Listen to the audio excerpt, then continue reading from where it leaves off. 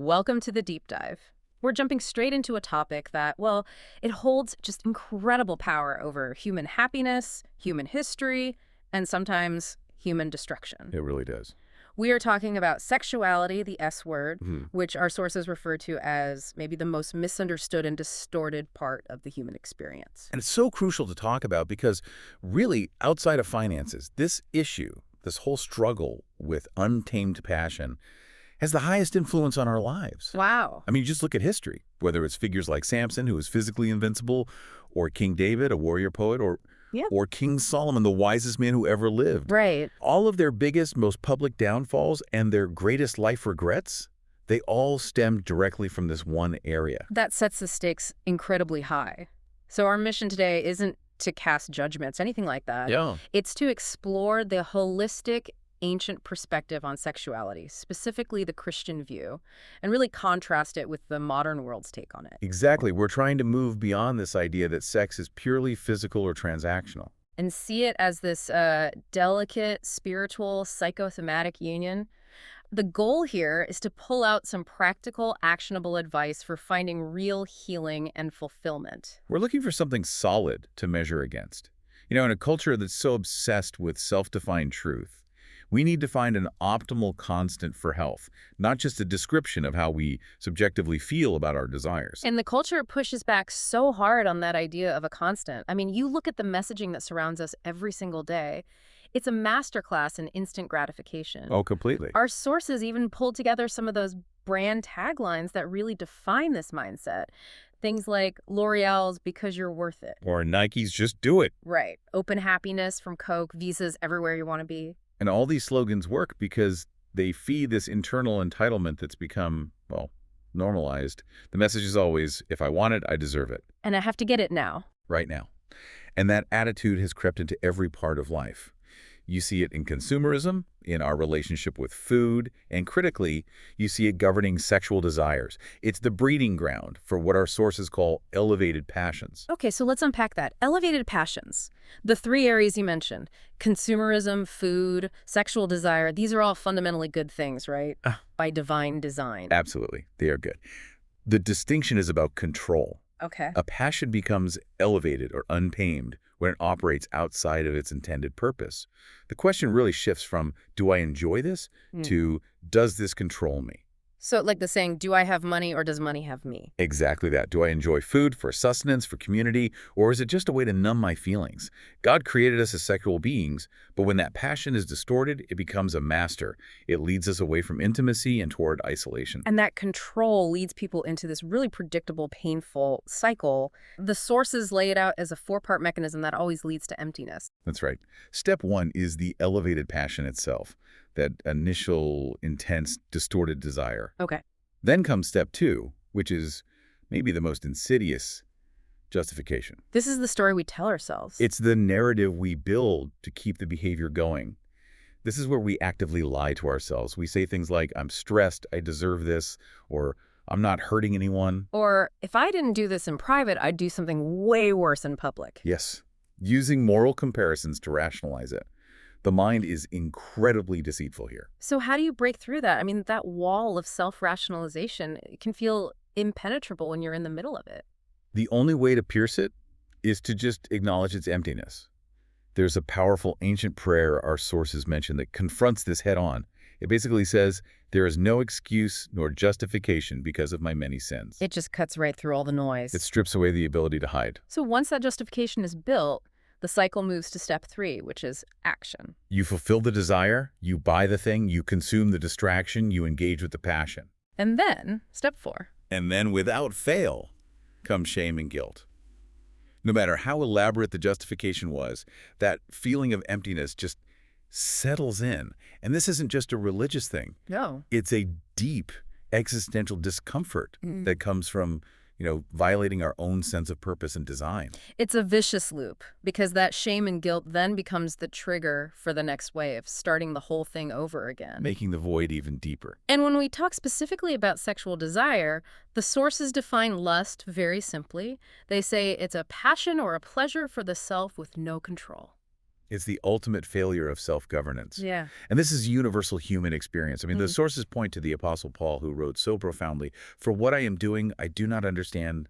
What I hate that I do." We know it's damaging, but we're drawn back to it. Exactly. And this is where that clash between the ancient view and the modern world really heats up. The world tries so hard to convince us that sex is just physical. Transactional, animalistic. Yeah, that it carries no lasting weight. But if that were true, why does sexual trauma last for decades? Why does a publicized affair resonate globally and define a person's entire legacy? Because the damage isn't just physical, it's psychospiritual. Which brings us back to that crucial concept, the optimal constant. Okay. If we can't rely on our subjective feelings, which are always being manipulated, how do we measure sexual health? Right. If my feelings lie to me, how do I even know what healthy is supposed to look like? We have to look to the constant. Think about it in a medical way. If your blood work comes back and you have a critically low white blood cell count. You can't just say, well, I feel fine today. Exactly. Your feeling is irrelevant compared to the objective optimal constant required for your survival. Sexual health operates on the same premise. We have to measure it against the divine design, not against our immediate desires or what feels good in the moment. So this constant is rooted in what the sources call theological anthropology. Now, that's a heavy term. Break that down for us. What does that mean for daily life? It's simpler than it sounds. It just means understanding the divine essence of humanity, how we were made, and why. The core design is that sexual union is meant to be a psychosomatic union. Physical and spiritual. Inseparable. Holistically inseparable. Yeah. Woman was created as the helpmeet, which means an equal, a corresponding counterpart, not just a helpmate to help out. The union is designed to forge a state of oneness that is exclusive, permanent, and edifying. That's the constant. And what's so fascinating is that modern biology actually backs this up. Absolutely. The sources highlight oxytocin, the love hormone or bonding hormone. Mm-hmm. During intimacy, this powerful neurochemical is released, especially in the female brain, and it strengthens emotional attachment. It promotes long-term connection. Our bodies are literally chemically wired to support exclusive, lifelong union. The moment we start talking about that divine design, we have to confront the biggest distortion of our time, which is pornography. It's a profound crisis. The statistics are just jarring. The average age of exposure is down to around 12 years old. Oh, that's unbelievable. And it's 69% of men and 40% of women who view it. But the danger isn't just moral, it's neurological. Chronic use actually rewires the brain's arousal system. It conditions it to respond only to manufactured perfection, frequency, and intensity. Things that are impossible to replicate in a real-life, loving relationship. Impossible. So reality, the marriage bed, becomes inherently unsatisfying. The mind and body get conditioned to a fantasy world.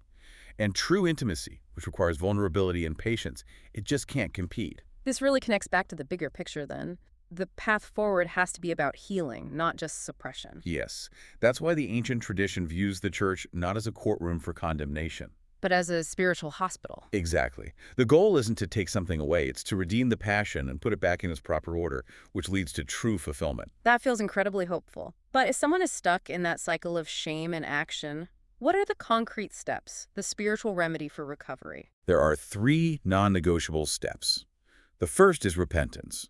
The sources call it metanoia, which literally means changing the mind. Okay. It's the deep introspection required to stop justifying the passion.